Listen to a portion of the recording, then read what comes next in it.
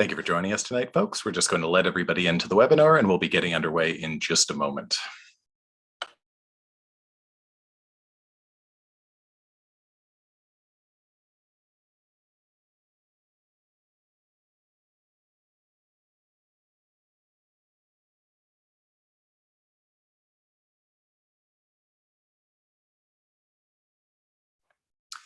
Thank you for joining us here tonight. We're going to be getting underway in just a moment. We're just letting everybody into the webinar.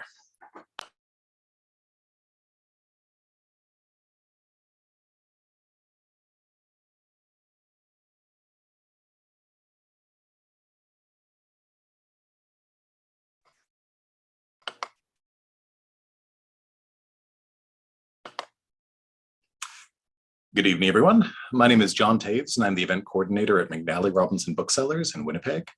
On behalf of the store, and with thanks to ECW Press and the Cold Case Festival of Crime Literature, it's a huge pleasure to welcome you all here tonight to a virtual event with Andrew F. Sullivan, author of The Marigold. You'll be hearing a little bit more about that book first, but just a few housekeeping notes first. Before we begin, I would like to acknowledge that McNally Robinson is broadcasting tonight from Treaty 1 territory. That's the traditional territory of the Anishinaabe, Cree, Oji-Cree, Dakota, and Dene peoples, and the homeland of the Métis Nation. In addition, McNally Robinson Booksellers itself rests on the land once occupied by the Métis community of Roostertown. I feel a little bit selfish hosting this event tonight, as we'd long wanted to do something special to celebrate The Marigold here at the store. It's been a staff's favorite since publication, a suspenseful, beautifully written book that submerges its toes entirely in horror and also involves fungal infestation. It could have essentially been created in a lab to appeal to us. So when Yutaka Dirks of tonight's co-presenters, the Cold Case Festival of Crime Literature, approached us to see if we wanted to host a virtual event, the answer was a no-brainer. We'll be hearing from Yutaka in just a moment, but before we do that, I just wanted to let you know a few things about this evening. So first of all, you'll notice there's a live chat active, so if you'd like to say pleasant things to anybody here, you're more than welcome to do so. I'll be sure to share that chat with all involved afterward. There'll also be an opportunity for you to ask questions. So if any questions do occur to you over the course of the evening, please feel free to just write them down in the Q&A box just at the bottom of the screen, and that will ensure that all the questions are in a single place. Now, naturally, we would certainly encourage you to purchase copies of The Marigold, and I'll put some information on that in the chat in just a moment as well. I'll be back in a few minutes just to say a little bit more about the book and to introduce tonight's participants. But first of all, I'd just like to say a few things about the Cold Case Festival of Crime Literature, which is a local reading series celebrating noir, mystery, true crime, thriller, and suspense fiction. I'd now like to invite its founder, Yutaka Dirks, on screen to say a few words. Thanks, John, and thanks everyone for being here. So Cold Case is sort of a DIY festival of crime literature celebrating the genre in all its forms, whether it's noir, mystery, suspense, true crime, and now horror. So we were created, or I sort of helped create the festival, which has functioned as a reading series so far, to champion the increasing depth and breadth of the genre and diversity of crime literature's creators. And as someone who's both a fan of the genre and writes in the genre, I try to approach the issue of crime as entertainment critically, which I hope is reflected in the guests we've hosted so far. Some of those guests have included Indigenous and non-Indigenous crime writers, such as Wayne Arthurson, Carolyn Weitzman, Sam Weeb, and Ben Ruthven. And for those of you who liked Andrew's book, I would encourage you to check out Ben's beautiful, creepy horror novella, Helpmeet. It would be, I think, a perfect companion to Andrew's book. So I'm really happy to work with McNally to bring Andrew here virtually. Though we were chatting beforehand about how Andrew is yet to, I guess, grace Winnipeg with his presence, and we're hoping maybe someday that we can fix that and bring him to town in person. But I do have some exciting things planned for the fall, and hopefully, fingers crossed, a full in-person Festival of Crime Literature next winter for those of us in Winnipeg who will need a reprieve from the cold and the long, dark winter that we have here, and a chance to be with one another talking about great books. So I'd encourage you to keep an eye out for our events coming up in the future. But I will pass it back to John and to Seyward and Andrew. Thank you so much, Yutaka. Now, in The Marigold, Sullivan weaves together disparate storylines in the near future Toronto, buffeted by environmental chaos and unfettered development, where an unsettling new life form begins to grow beneath the surface, feeding off the past. Tapping into the realms of body horror, urban dystopia, and ecofiction, The Marigold explores the precarity of community and the fragile designs that bind us together, and is also likely the only book in existence to feature epigraphs from both Italo Calvino and Rob Ford. Its author, Andrew F. Sullivan, is the author of not only The Marigold, but also the forthcoming The Handyman Method, which was written with Nick Cutter and forthcoming August 8th. So get those pre-orders in. Waste, which I read in 2016 and completely loved. It was an incredible collision of dark humor, suspense, and sudden violence. Globe and Mail Best Book, and also the story collection, All We Want Is Everything, published by Winnipeg's own ARP Books. A Globe and Mail Best Book, and that was also a finalist for the Relit Award. Andrew lives in Hamilton, Ontario, so we're particularly pleased to have him here virtually this evening. Now, as mentioned, The Marigold does exist at the intersection of multiple genres, and it deftly straddles cold reality and the most haunting realms of the dark fantastic. So it seems particularly appropriate that we have a host this evening whose own idiosyncratic work occupies a very similar nexus point, and also so seemingly effortlessly. Your host, Seyward Goodhand, who you'll be hearing from following a reading from Andrew, is the author of the brilliant short story collection, Even That Wildest Hope, which was nominated for the Margaret Lawrence Award for Fiction and the Eileen McTavish Sykes Award for Best First Book. And it was also longlisted for the 2020 Sunburst Award for Excellence in Canadian Literature of the Fantastic. As mentioned, you'll be hearing with an infection in a building. So here we go.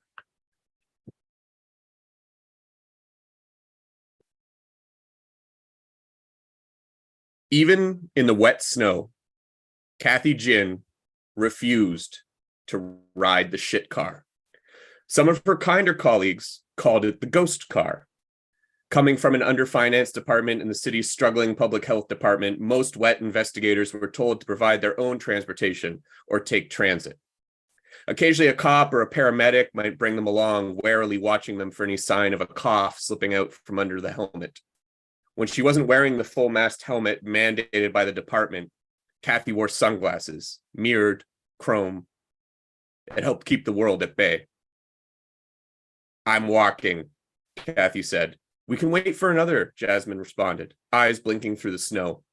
They were both old hands at this now. Phone says next one is here in 3 minutes. I want you to look down the street there. You see anything that looks like a streetcar? Your phone lies. We can stand here like idiots or start walking. The shit car sat in front of them, one of the newer streetcars running without an operator, stupid enough to almost drown itself under the Dundas underpass during the floods 2 years before, filled to the brim with sewage. There are others too damaged to keep in circulation after the flood. The TTC claimed to have cleaned this one out, but the stench remained. Few riders took the risk. The ghost car is what the news called it, a haunted house stalking the streets. Progress for progress' sake, Jasmine asked, wiping melted flakes off her skin. I'd rather be a fool under my own power than stand out here waiting for a train that never comes, Kathy said, dragging her kit behind her, the horned helmet bouncing like it was alive.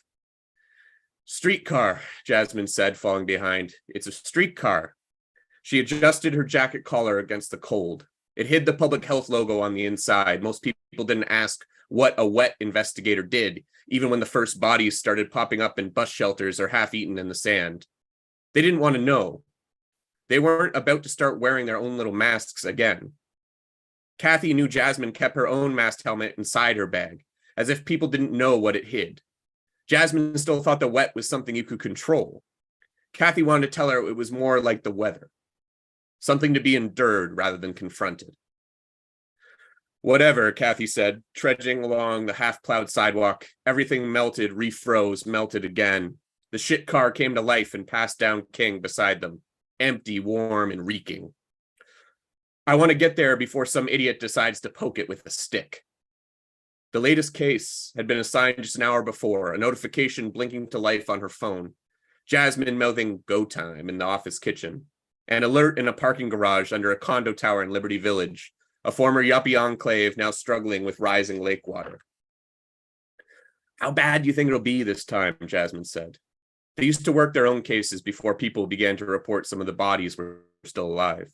Kathy ran one of the safe injection sites before whispers of the wet arrived. She didn't fight the move. It was better than getting fired, ending up on the streets with her former clients.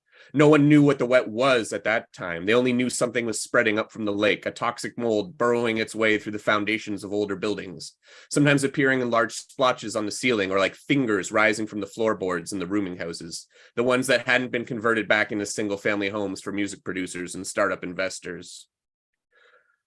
I'm sure we'll need the masks, Kathy said. The new department was simply called Investigations. There was almost no funding. The job was solely to observe and report, tracking victims and infected sites. Like most things in the city, it only sounded simple. You came, you saw, you trembled. My favorite, Jasmine said. You know I love to play astronaut. 2 cop cars sat in front of the building, blocking access to the parking garage. Real ones, not the private threshold security some companies had taken to retaining in the other waterfront districts. They tried to paint over the pig scrawled on one of the back doors with white house paint. One of the officers waved Kathy over. The heavy building manager paced back and forth between the cruisers, bald head decorated with melting snow. The officers ignored him. I don't think it's that bad, the manager sputtered at Kathy. He knew what that heavy mask in her bag meant. Could be garbage. Someone probably just overreacted, you know. We'll determine that, Jasmine said, placing a hand on his forearm. Kathy preferred to let Jasmine handle the people. She had a talent for zeroing in on people's insecurities, the weak points in their character. Sometimes that included Kathy's. No one is going to blame you for this, all right? It's not like bed bugs or rats. We just need you to stay calm until we figure this out. He smiled weakly under Jasmine's grasp. The officers stood and watched. There was no solidarity here. The wet investigators were considered disposable. Most public employees didn't even want to know what they did, just that they disappeared, that anyone around them might be questioned, maybe even tested and quarantined during the aftermath. Kathy pulled her mask over her head, checking the seal as it closed around her neck, locking together like a metal noose. The sensors stood up like goat horns over the massive tinted eye ports and breathing chamber. Can't we wait? Jasmine said. We don't even know if it's a false positive yet. Kathy rolled her eyes, glad Jasmine couldn't see them. That was how most of their fights started. She did it again, savoring the private moment. Put it on. It's probably a level 1 at most, Jasmine said. You're acting like it's my first day. I'm the one who said you're good at this. We're partners, right? I don't need a lecture. And if it's not a level 1, what's your plan? Kathy said. Jasmine pulled her own silver mask out of her bag and strapped it on tight. 2 shiny minotaurs now. Some of the newer masks had a matte finish. You happy now? As close as I'll get today, Kathy answered. Let's see what they got for us down here. It was hard to get funding for a department dedicated to a problem many didn't believe existed. This was why there was no truck, no centralized office, no real mandate beyond trying to contain the ephemeral thing that the department had taken to calling the wet. No government above the city wanted to recognize the problem. Kathy knew they made do with the scraps the city provided, often sponsored by funds from the threshold districts, those corporate-owned sectors of the Eastern Shore. Most of the money went to the masks, expensive, fragile, and prone to malfunction, but deeply loved. Jasmine had carved her initials into the forehead of her rig. Kathy made her way down through the lobby filled with abstract orange paintings and sculptures resembling pigs without heads. Jasmine followed behind her to the service door, and they descended concrete stairs together, heavy masks blinking and whirring under the fluorescence. The parking garage walls were slick with condensation. On the bottom floor, Kathy led the way past luxury SUVs and electric cars, letting the readout in her mask guide her toward the source. But he looked like he was going to have a heart attack up there, Jasmine said. I don't blame him. Kathy knew the wet was something whispered about but rarely mentioned in public. There were message boards, hastily deleted accounts, owners and landlords reckoning with this new threat. If the building was officially infected, everyone would need to move out. The accusations would start with the tenants, then the management company, then eventually the developer and whoever they hired to originally build the tower. And then the lawsuits would start. He probably hid it as long as he could, Kathy said. These guys are like cockroaches. They only start scuttling if you turn on a light. One of the sensors in her mask began flickering red and white, a gentle warning of spores in the air around her. We're close. Jasmine circled a bright red Mercedes on their right, while Kathy moved forward, her mask interpreting the world around her. It wasn't a bloom this time, emerging from the ground or the concrete walls around them, thick, oozing, and alive. This one was a body. What was once a person. The wet fed off of it. Kathy didn't look away. Her mask read the scene, recording the data required before they took the first step to contain it. We got one. A body, Kathy said. Whose building is this again?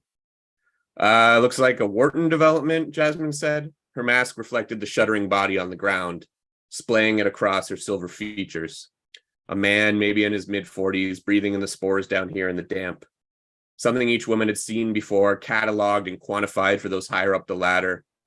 Usually the wet went to work on the soft tissues first, working its way through the face, punching through the cheeks and the soft palate. This body was a week or two old. An easy job for two people. They aren't going to be happy. I mean, what is this, third one this year? Fourth, Kathy said, a new alarm pinging inside her mask. Then another, each sound stacking itself on the one before it, echoes that became a plaintive buzz. Or more. More? Most cases they tried to catch early, the wet seeping out of the electrical box or appearing in splotches in an elevator lobby. Something you could manage, spraying it down and wiping it away before it began to produce spores. This is what Kathy thought the job entailed initially.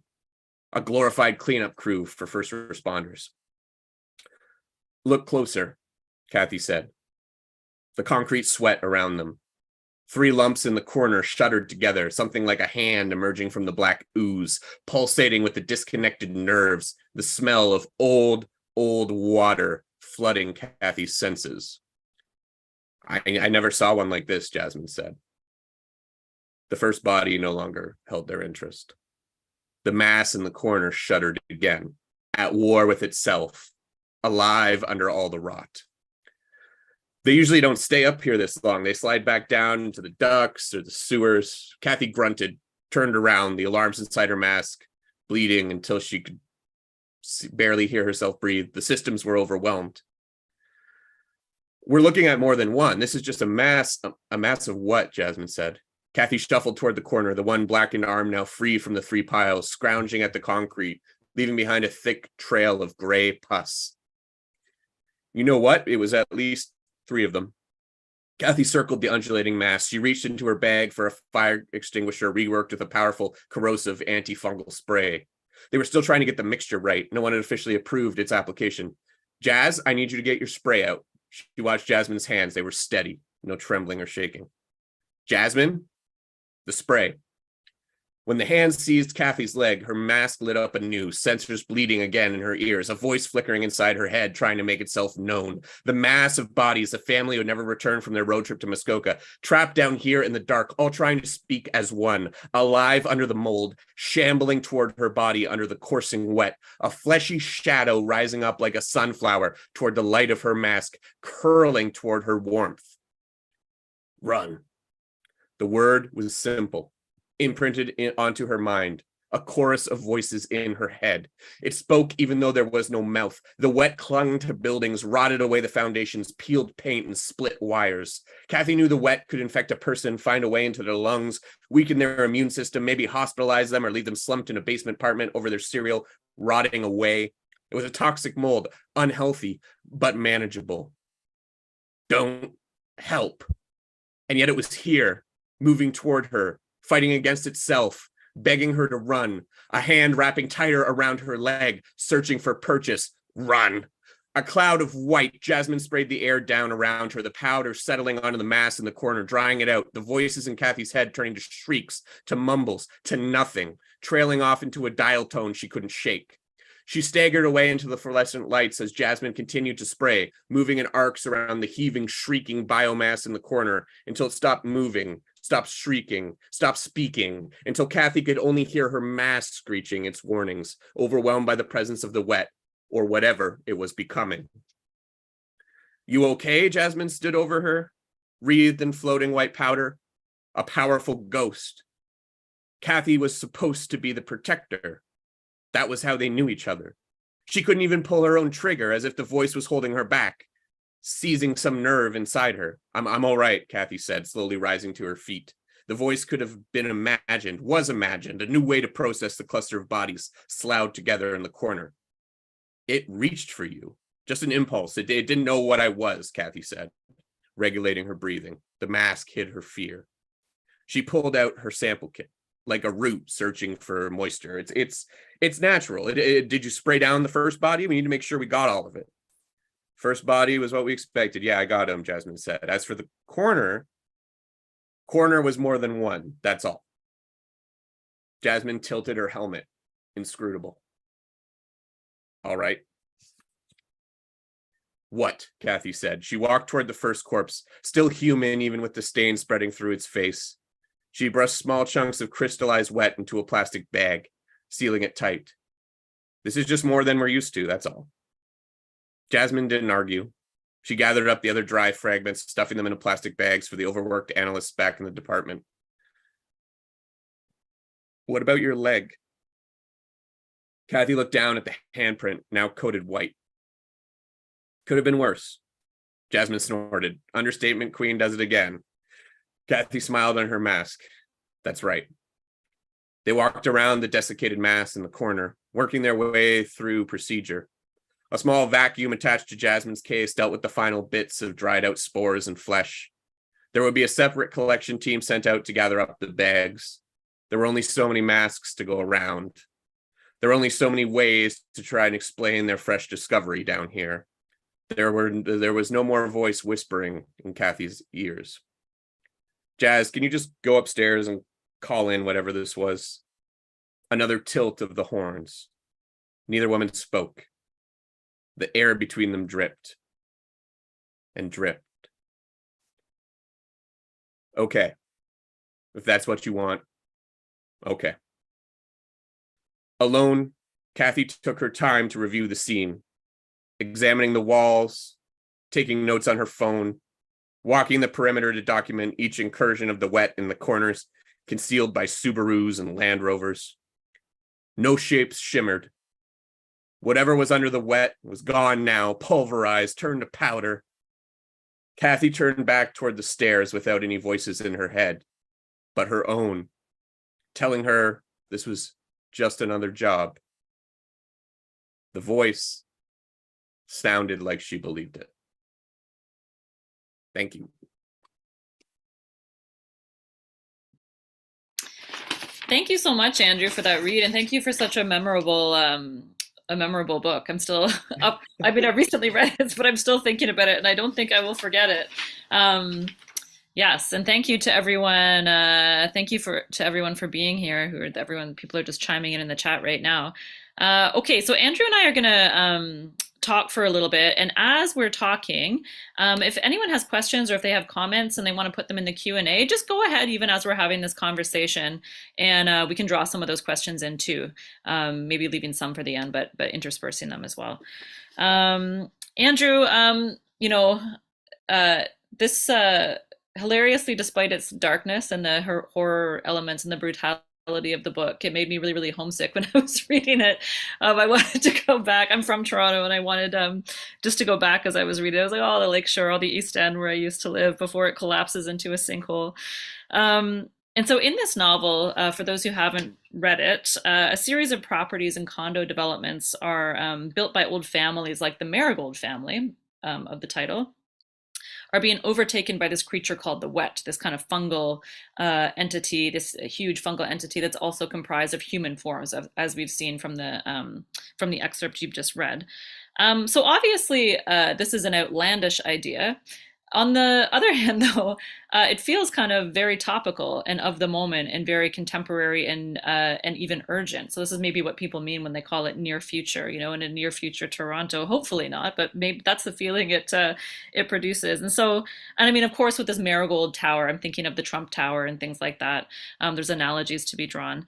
And so I thought we'd start here with what compelled you to write the novel, when you started writing the novel, specifically specifically, I'm wondering, is it a thought that you had? Were you thinking critically about, oh, this is what's wrong with this city right now, I want to write about this? Or was it a feeling you had, something you were experiencing at the time that you were responding to?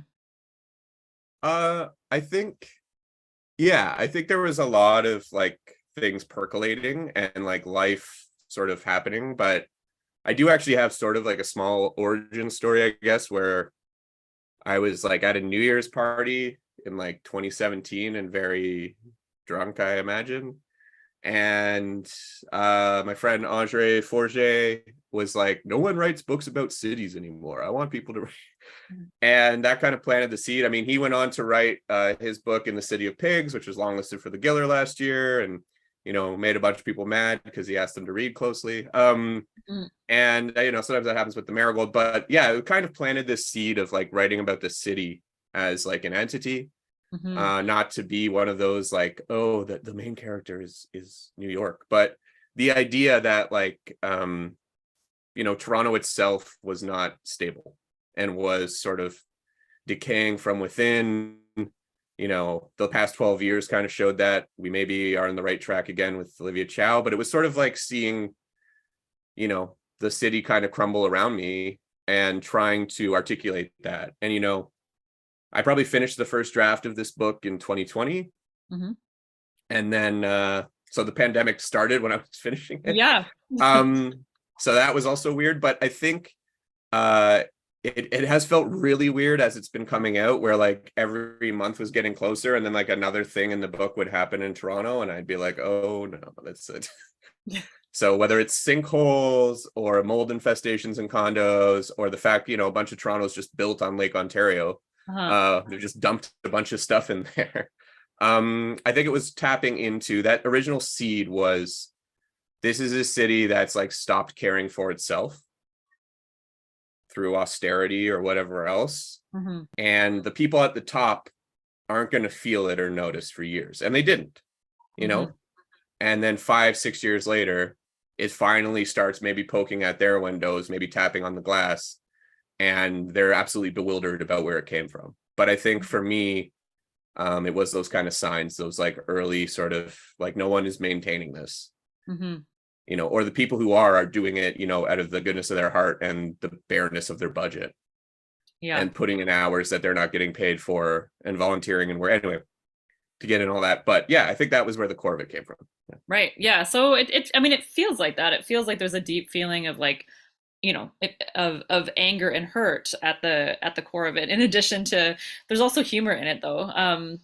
And I kind of wanted to ask about the tone. I want to ask you a few questions about horror and genre in a moment, but I also wanted to start with the tone of this and the structure, but the tone of the novel, because there's all these moments of kind of extremity, and I'm thinking of moments like Stan Marigold's the son of this aristocratic kind of empire of Marigold who built this tower.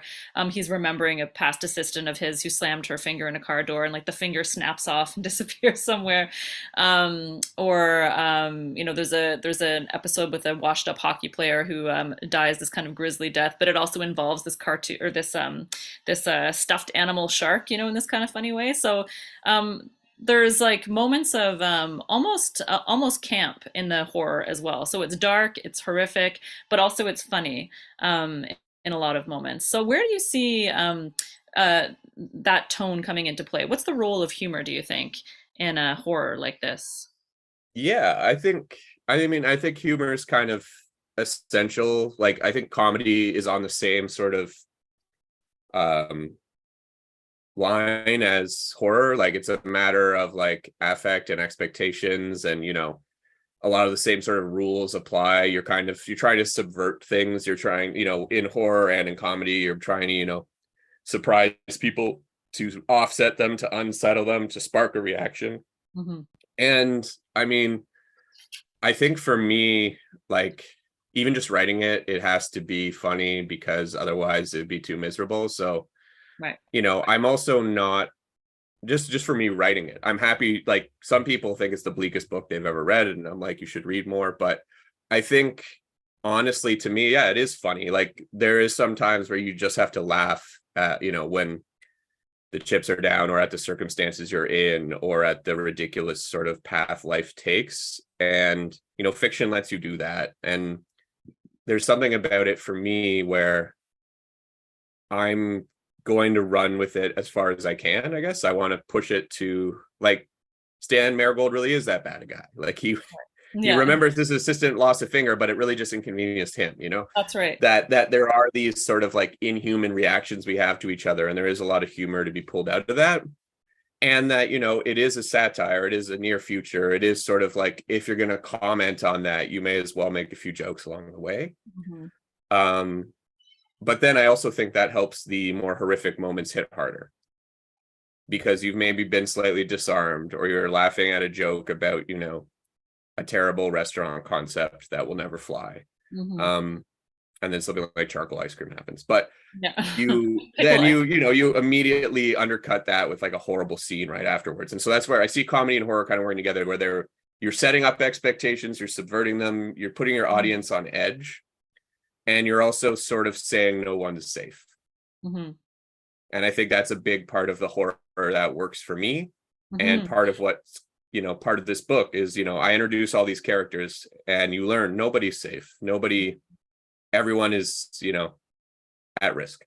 Yeah, and I think, you know, the modes that writers choose, it's largely temperamental, probably. You know, people are just drawn to, and they write what they like, and this is reflective of personality. And there's no answer to the question I'm about to ask you on the one hand.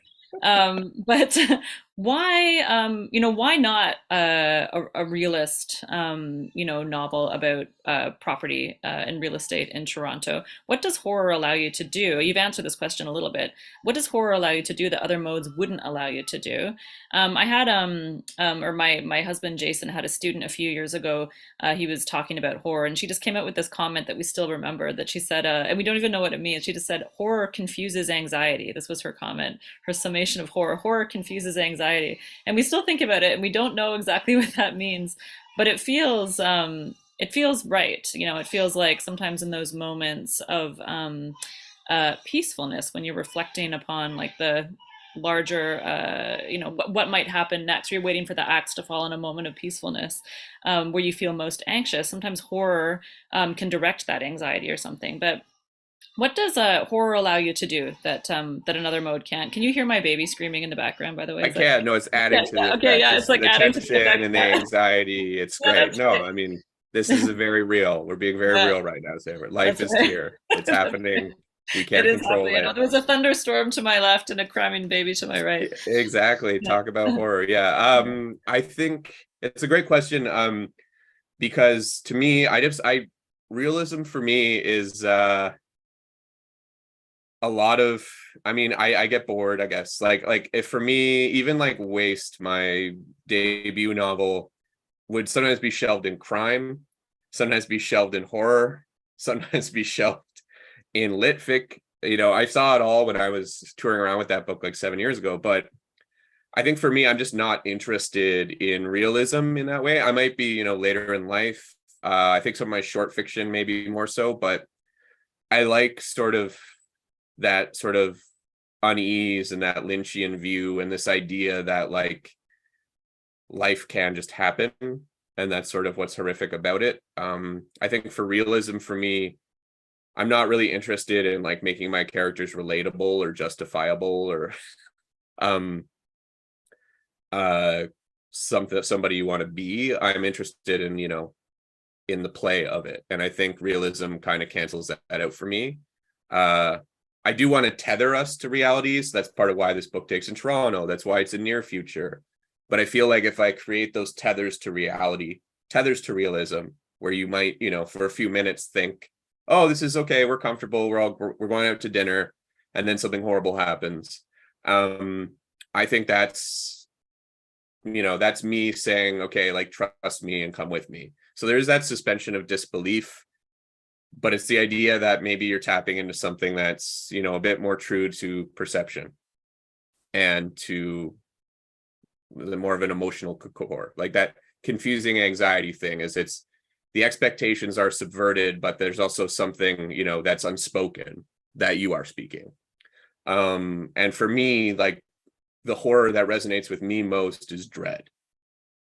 and the wet in the Marigold is me manifesting that dread. I'm not a super subtle writer. Like, I've never aspired for that. I think the best realists are very subtle and very talented at drawing you along, and they're some of my favorite writers, and I read them and I love them. But I am not that. I've learned that about myself. And so, I like those big moments of emotion or dread. I like creating a monster that really is just a personification almost of the alienation and isolation of urban living. I like the idea of, taking things that excite me and are fun for me and throwing them in the narrative and seeing how they explode. It's a little bit of like a mad laboratory thing. And I think, the Marigold has that. There's noir, there's sci-fi, there's horror, but the core of the horror and the core of, I think, like what horror does that maybe realism doesn't, is it makes that dread manifest and gives it form and shape on the page. Yeah, that's really great, and it kind of connects a little bit to this to something I wanted to ask you about, which is the role. Obviously, this novel is like invested a lot in social critique, quite a bit. It's making a lot of really incisive social critiques, and a lot of, I learned a lot about like, condo development in Toronto and how the behind the scenes machinations or I felt like I did. I don't know if you were fictionalizing it, but here's an example of a moment of social critique here. Most of the developers knew there were two routes toward making bank in their industry. You either went after the rich or you went after the poor. If you wanted to continue pulling in money year after year, the poor were the easier option as long as you weren't getting your hands dirty. Lawyers and managers waded into the muck for you. Money drifted back up to ownership. That was what those old Marigold towers in the East End were like, with names like Duke's Terrace or the Chancellor, lumpy piles of bricks operated by a series of opaque management companies who specialized in not having websites, email addresses, or working phone numbers. They made periodic repairs and raised the rent annually, doing their best to subvert government regulations where possible. Lower property taxes and operating expenses kept things affordable for the owners. It wasn't very glamorous, but it was steady money. People had nowhere else to go. You learned what they were willing to suffer. So does this, it almost reads like, it could be a paragraph from a piece of investigative journalism or something like that, or from an op-ed, or, so where, is this true? Is this that sort of analysis that you gave? It feels like it's a sort of lifting away from the fiction and almost entering the world in the way that a piece of nonfiction would, that a piece of analysis would. What do you see the role of social critique being in the books that you write, especially given how, unrealist they are? I think for me, it's just, again, part of tethering the story to reality and kind of giving people ways in and bridges through the narrative. And I think, like, yeah, in that case, like that paragraph there, like, yeah, that's how it works or did work. And now we're starting, I mean, Marigold's also about that change, right? Like the old school landlord style versus the new corporate file a form 21-7B and we'll get to your unit in a couple weeks. Mm-hmm. Those are the sort of the two poles of indifference and neglect. But I think for me, like, I wanted to ground it in those ways, in the material lived conditions of my characters, and that would kind of offer access.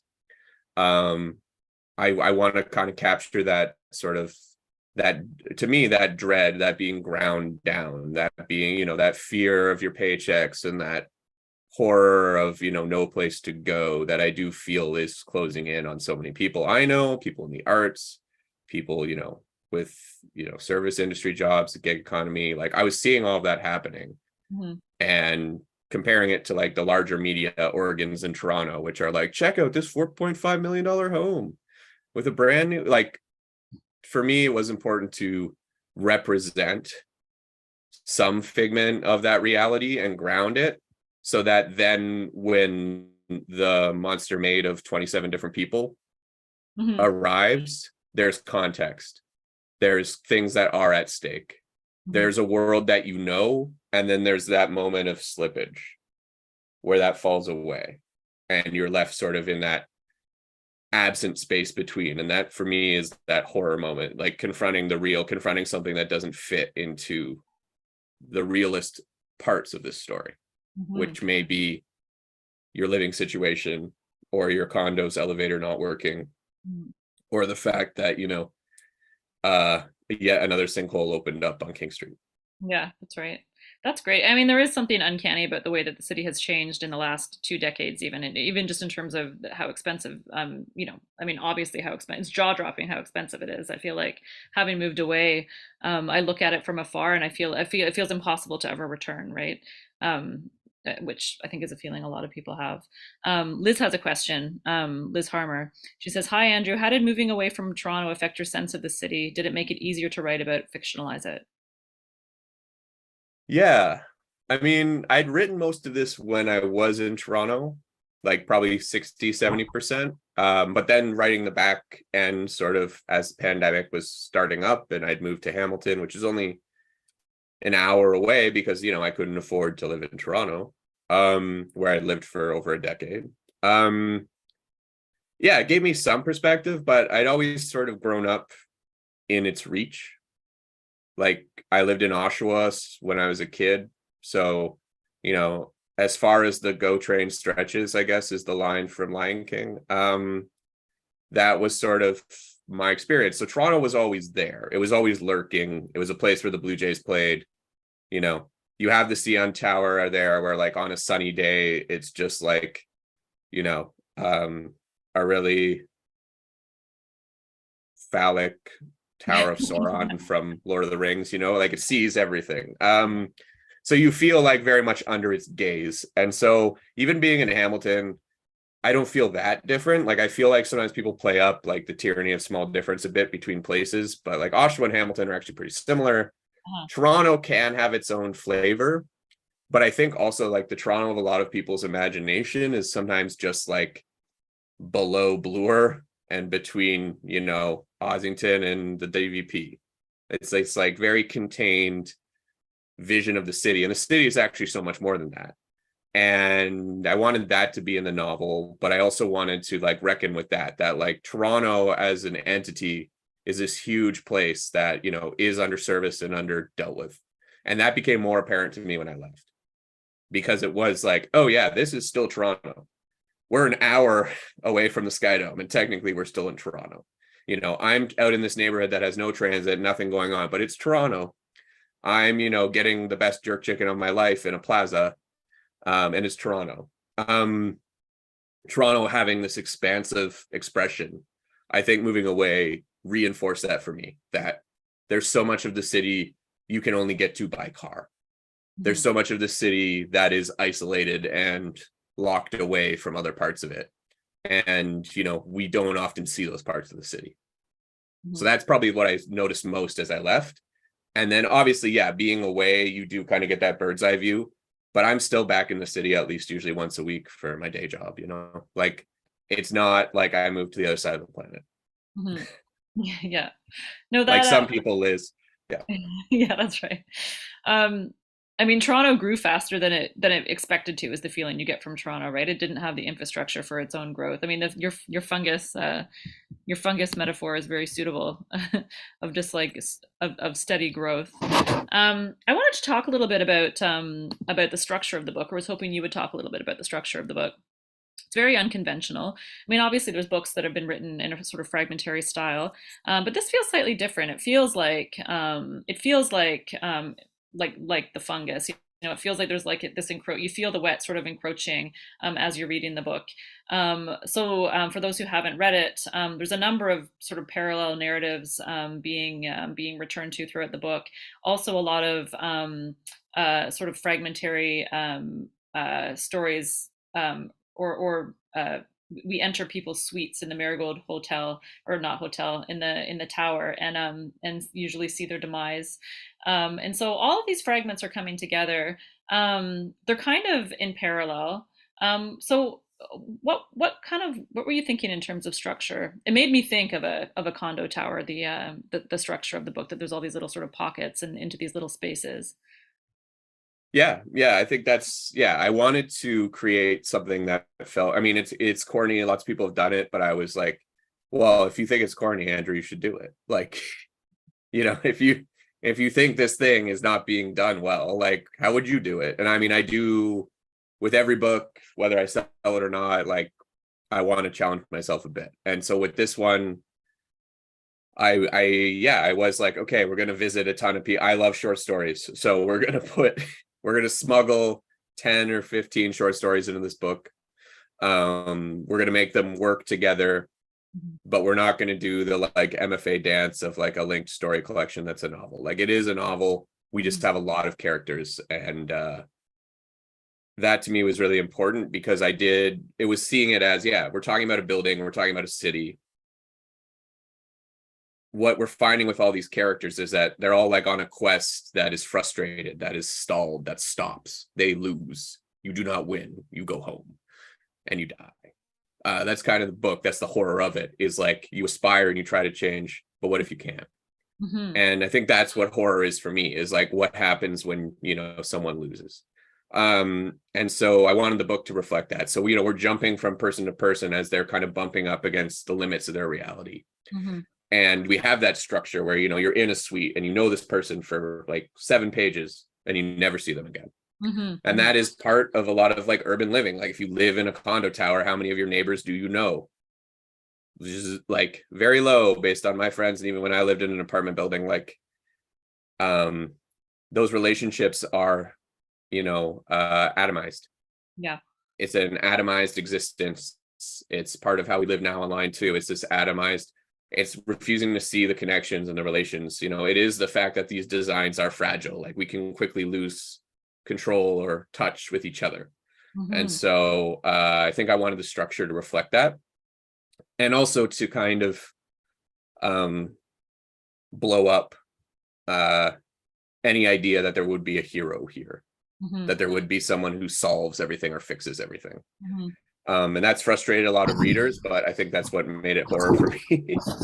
And that was really important for me as part of the book, like to really to not provide a satisfying, I think the end for myself is satisfied, but to not give you like an out for the characters, but to leave them where they are is really hard to do as a reader. And I'm glad somebody bought it, because it's difficult to that's not my pitch in an editorial meeting for sure, but that's how it feels, right? Like that's horror to me, is confronting sort of the limits of your experience. Yeah, I think it feels like that. I mean, I think the structure is sort of perfectly tied to the concept of the book. I mean, none of the characters, they think of leaving Toronto, but none of them even leave the city. None of them even think, I'm just gonna, this place is, being overrun by a monstrosity and it's collapsing in on itself. I'm maybe just gonna leave. But no, none of the characters do. They dream about it, but they don't, right? And that, I mean, but also the that just like feeling of encroachment of this wet, which is one of the dominant feelings of the book, is really well reflected by the structure of this kind of atomized structure, and also inverted by it. So the structure of the book is maybe atomized, as you said, and you're sort of highlighting the kind of atomized feeling of living in a big city, but the wet itself is this massive collective, right? And you're thinking of the collective and the collectivity. I mean, it's a book that's making a lot of social critique. Often social critique has a kind of idea of the collective or communitarianism or some sort of collectivist idea. And you've invented this creature of the collective here. It's a fungus that's absorbed all these people, and it's coming for the ruling classes, say, but it also seems to be coming for everyone.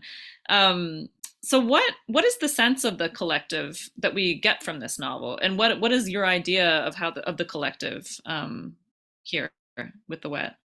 Yeah, I mean, I think as a writer, like, well, that's a terrible way to start a sentence, but no, I think like making this book, it's like you're holding ideas in tension. Like that's where it's interesting. You're looking at the fractures. You're looking at places where light gets in where it shouldn't. You are setting things up to kind of destabilize what's going on. I think there can be like a sort of knee-jerk response that like everything collective is good. But I think, what the wet kind of speaks to is the potential to like lose yourself or your voice or your own spirit to an entity larger than yourself. And on the other end of the scale, you have somebody like Stan Marigold, whose like mantra is mine, mm-hmm. which is but I think he's usually very high up. He's always in like the penthouses exactly. And he's isolated and he's alone. And I'm not saying that's something to aspire to, but I also, I think sometimes there's a fantasy to some, like a utopist sort of ideal that, well, we'll just all work together and it'll be great. And just showing a sort of dark version of that, or a version that's not really interested in humanity. And I mean, I think that's kind of exciting in its way. Like, the Wet is like, what you guys are doing isn't working. I'm going to do my own thing. And, it's incredibly destructive, but so are we. I think like the Wet is inhuman. And that's what makes it different. I think like collectivist human action is positive, but this thing is like, an extrapolation of that impulse, a surrender of like all your concerns and your fears and whatever else, a bomb that says it'll be okay, just do what I say. Mm-hmm. And so it's sort of that sort of, I guess, blinkered like vision of, a future that doesn't have problems. Mm-hmm. So I think that's kind of where the Wet was coming from, is it's this thing that doesn't care, and tells you it cares, but it just wants to make itself bigger. That's like, and I've seen that in a lot of different communities, I guess, but just this idea that like, when you surrender yourself to somebody else's cause, make sure it's actually a cause and not a person. And I think that's sort of where the Wet comes in, because it is an entity. It does have a singularity at its core. Mm-hmm. And that has no interest in larger group. So it's basically, the Wet is like, we can fix everything, So okay, are we going to do the question? Yeah, we are. Let's do it. In a just world, says Andrew Forbes, a younger Cronenberg would lead the big screen adaptation of The Marigold. This is true. Was he a conscious influence? A conscious influence? Thinking of Videodrome. Thinking of Videodrome and Crash. The question just disappeared, or maybe it's in the chat. Oh no, but were you thinking? Okay, were you thinking of Cronenberg? Oh yeah. No, you can't do Canadian horror. You can't do Toronto horror without Cronenberg. There's just no way. Like, and that speaks to me more than anything. And like, that's the biggest influence on my work across time, space, whatever else. Cronenberg is? Yeah, Cronenberg for sure. I mean, even with like Waste, like stuff like Eastern Promises or History of Violence, like the way he depicts bodies, spaces, violence, the way he doesn't look away, his obsession with consequences, his obsession with aftermath, his obsession with sort of confronting the real, just staring things down. That's what his films do. And I think especially those early films, like Videodrome or Rabid or The Brood, it's about, bodies expressing themselves in unreal ways. Bodies, riddled with physical anxiety in The Brood. Bodies that will, betray you and undermine you, and systems that are larger than yourself that you can't control. Mm-hmm. I think Videodrome, that's a big theme in there. A Toronto that is lived in, but isn't like, let's go to Tim Hortons and then a Maple Leafs game, and then we shall go visit Margaret Atwood. Like, films and Canadian stuff that just lives in the city, that isn't interested in trying to be like, have you seen a toonie? But just living on the street. And I've seen that from readers of horror. They couldn't, like, it takes place in Toronto. They're like, great. There's they want the story. And I think Cronenberg has that same effect. So yeah, I mean, I would love a Cronenberg version of The Marigold, a baby Cronenberg or a Papa Cronenberg, but I would love a story that, somebody who would take on Toronto in that way, especially this era of Toronto. So yeah, I mean, he's been probably the biggest influence on my fiction and will continue to be. And he is somebody who sort of has always, made things harder for himself. Mm-hmm. The more, always trying something new. He goes back to the same old themes, but I think he's, he has never fully like surrendered to doing a Marvel flick. So we'll see if that streak continues. He can do it. I believe in him. Maybe the Marigold Marvel, but without a hero. Just the multiverse of the multiverse. Yeah. Okay, so I think that's right. I think we're almost out of time here, Andrew. But just sort of the sort of typical. We're at 7:55 here. But the typical sort of last question about what you're working on next. Can we expect a sort of brutalist take on AI? Is that what's happening next? What are you going to do? What's next for you? I mean, yeah. I just did a panel in Pittsburgh about AI as monster.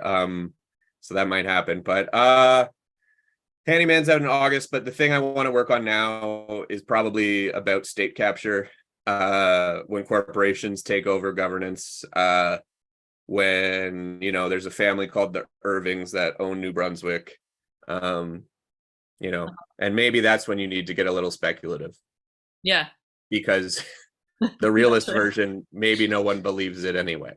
Yeah. So that's sort of, I think, writing another big book that's sort of trying to deal with a ton of things, but grounding it in characters who feel lived in. And maybe there'll be a vampire. Yeah, good. We'll be catalyzed into horrific collective action. Yeah, exactly. Yeah. Yeah.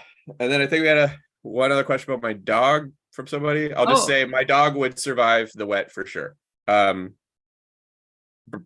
the bread dog, fears nothing and no one and will live forever. So yeah, live with the raccoons. Yeah, exactly. Yes, the raccoons in the story are a subplot we didn't quite get to, but the raccoons would accept him as one of their own. He was a street dog. Garbage is a way of life.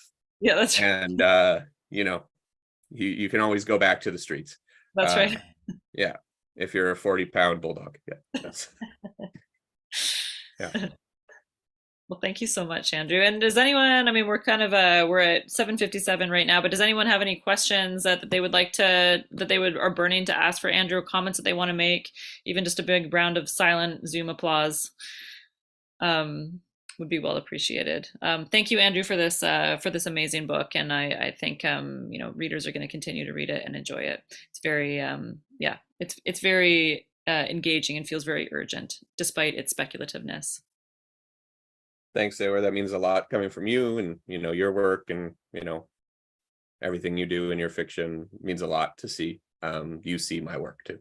That means the world. So thank you so much. Thanks for the great questions and for everybody hosting as well. I really appreciate being able to do something with Winnipeg, even if I'm not there. So yeah, I know. You should come. You should come sometime. It's like we'll figure it out.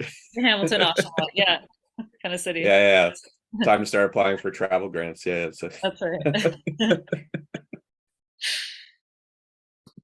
Awesome. All right. Yes, indeed. And Winnipeg very much appreciates you. So thank you so very much, Andrew.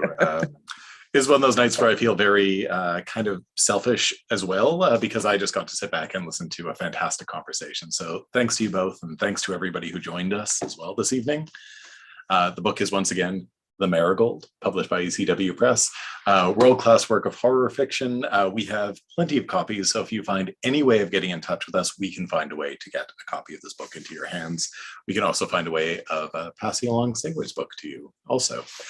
I would recommend, if you're curious about the goings-on of the Cold Case Festival, they are on Twitter for as long as that platform exists, which is at Cold Case Fest. So follow them at Cold Case Fest, and you can hear more about goings-on there. With that in mind, this video will remain live. If you'd like to revisit it or share it with anybody, please feel free to share. It'll just be on our YouTube channel. And I'll just close by thanking all of you for joining us here this evening, to Yutaka for helping to bring this evening to reality, to Seyward for her inimitable hosting, and to Andrew for writing a terrifying and wonderful book in The Marigold. So thank you all and have a wonderful night.